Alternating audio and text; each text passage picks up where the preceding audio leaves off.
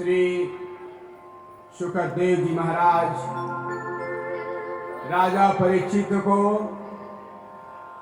ज्ञान की कथा श्रवण पान करा रहे हैं।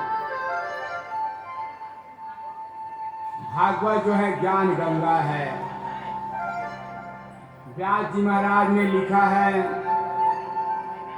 18 पुराणों में एक पुराण भागवत महापुराण, जिनको पंचम वेद कहा गया है। भागवत पंचम वेद है, पंचम वेद माना गया।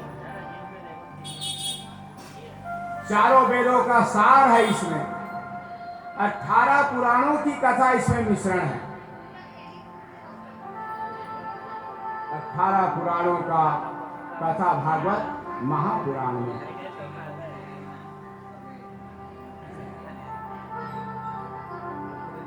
परीक्षित जी महाराज मन को एकाग्र किए हुए अपने चित्त को, ध्यान को, जब भी कथा सुने तो ध्यान भगवान में लगाए, चित्त को भगवान में लगाए, मन को भगवान में लगा करके कथा को सुनना चाहिए। 88,000 ऋषि नैमिसारण्य तीर्थ में ज्ञान की कथा को सुन रहे हैं। 88,000। सूत जी महाराज जो है नैमिसारण्य में भागवत की कथा को सुना रहे हैं। सुखदेव जी ने कहा, हे राजा परीक्षित, अब मैं आगे की कथा को वर्णन करता हूं।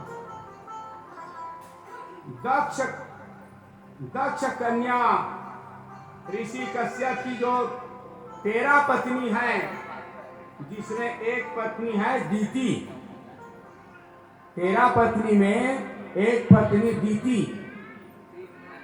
तो परीक्षित जी महाराज पूछने लगा, महाराज दीति की वंश की कथा को आप सुनाइए। कथा तो अनंत है, हरि अनंत, हरि कथा अनंता। भगवान की कथा तो अनंत है, सामुद्र है।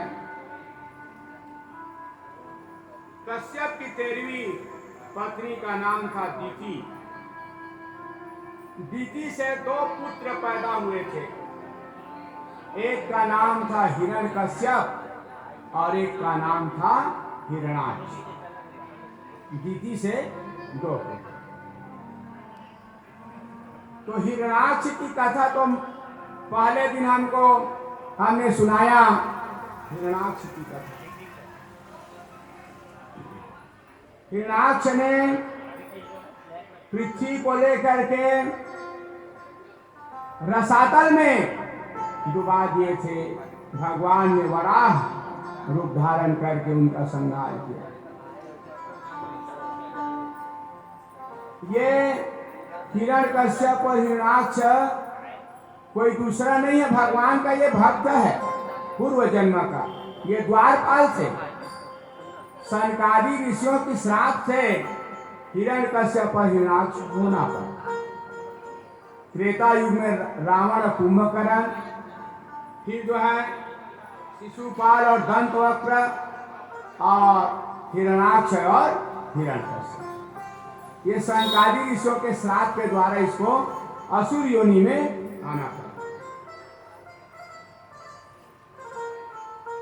हिरण्यकश्यप की पत्नी का नाम था कयाधु। ये कयाधु जो है किसकी पुत्री थी? दंभ। दंभ दानव की पुत्री थी। अब इसे 4 पुत्र हुआ। तो 4 पुत्र में सहलाद, अनुहाद, हाद और चौथा में प्रहलाद। और एक पुत्री हुई जिनका नाम सिंहिका पड़ा। सिंहिका नाम पड़ा। सिंहिका जो है विप्रचित दानव की के साथ उनका ब्याह गई, और सिंहिका का पुत्र हुआ राहुल। यही राहुल समुद्र मंथन के समय इनका सिर को भगवान ने सुदर्शन चक्र से अलग कर दिया।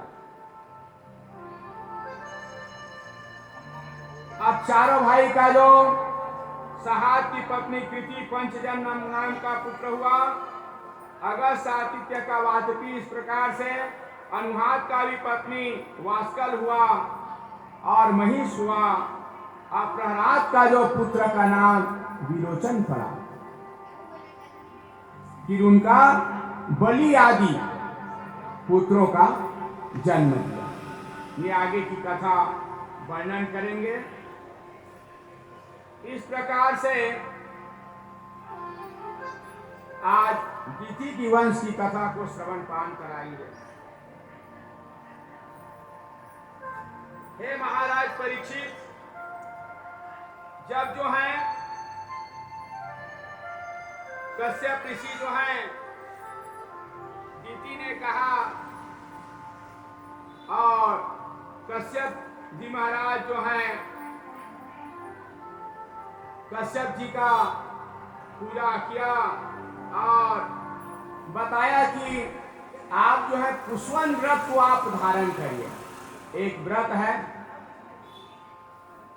भगवान ने कहा है व्रतों में मैं एकादशी का व्रत हूं, वर्णों में मैं ब्राह्मण हूं, ऋषियों में मैं देवर्षि नारद जी हूं। पुष्वन व्रत इस प्रकार से, ये पुष्वन व्रत जो है बहुत बड़ा व्रत होता है। इसको अगहन के महीना में प्रतिपदा माने परिवा के दिन इस व्रत को किया जाता है। पुष्वन व्रत भागवत में है और ये पूर्णिमा तक चलता है, कार्तिक पूर्णिमा तक। भागवत में लिखा है कि यह व्रत कार्तिक पूर्णिमा तक ये चलता है। तो इसमें एक मंत्र का जाप करना पड़ता है और इसमें झूठ नहीं बोलना, सत्य वचन का पालन करना पड़ता है। नाखून बाल नहीं काटना पड़ता, अशुद्ध नहीं रहना और हमेशा शुद्ध रहना, श्वेत वस्त्र धारण करके पूजा करना, आई मंत्र का जाप करना। दिति ने बड़ा सावधानी से व्रत को किया। कोई भी पूजा पाठ करते हैं, शुद्धता का बहुत ध्यान रखना चाहिए। आप कोई भी देवालय में जाए, मंदिर में जाए, पूजा करें, जहां तक हो सके पवित्रता का आप ध्यान दें, विशेष ध्यान दें। जितने आप शुद्धता से पूजा करेंगे उतना ही ज्यादा भगवान प्रसन्न होता है। पवित्रता का बहुत ध्यान दें। ये बहुत बड़ा व्रत है, कोई साधारण व्रत नहीं है। इंद्र ने छिप करके कहा कि भाई कुछ न कुछ तो गलती करेगा ही। और एक दिन बिना आचमन किए, आचमन नहीं किया, पैर नहीं धोआ, तो इंद्र ने दिति के गर्भ में प्रवेश करके वज्र से उनके 7 टुकड़े कर दिए। 49 हो गया, 49 पुत्र। इस प्रकार से आगे की कथा को सुखदेव जी महाराज कहते हैं कि हे राजन, बहुत सुंदर कथा, भागवत का श्लोक है। अहो अद्यम भूतम भूत दुर्लभ भयकांति नामाप्ते वासुदेवं परम तत्वं प्राप्ति चैदस्य विदिशः। बहुत सुंदर श्लोक है। ये लोगों का भाग्य ऐसा है, भगवान के हाथ से इनका गति प्राप्त हुआ। बड़े बड़े ऋषि, बड़े बड़े संत, बड़े बड़े महात्माओं को दुर्लभ है। हिरण्यकश्यप भगवान की हाथों से उनका संहार किया। रावण है, कुंभकर्ण है। इस प्रकार से गुप्त्यम कामदवया कंसो देशाजयदवयोरिपः शबन्दाय विश्वेश्वराय भक्त्यावयं विभुः। भागवत का बहुत सुंदर श्लोक है। इस प्रकार से भगवान को कोई भी भाव से आप भजन करो। शिशुपाल ने तो बैर भाव से भजा था भगवान को, बार भाव से, कोई भी भाव से भगवान का भजन करो, उनका भी भगवान ने उद्धार किया सुदर्शन चक्र से। भाव कुभाय अलख आलसौ, नाम जपत मंगल दस दिशौ। भगवान का नाम ऐसा नहीं है कि भोजन कर लिए तो भगवान का नाम नहीं लेते, नहीं, भगवान का नाम जप करो। जीवन में भगवान को कभी भूलो मत, हमेशा उस मालिक को याद रखे कि भगवान की कृपा हम पर बना रहे। जा पर कृपा राम की होई, ता पर दया करे सकते। भगवान की कृपा है। नारद जी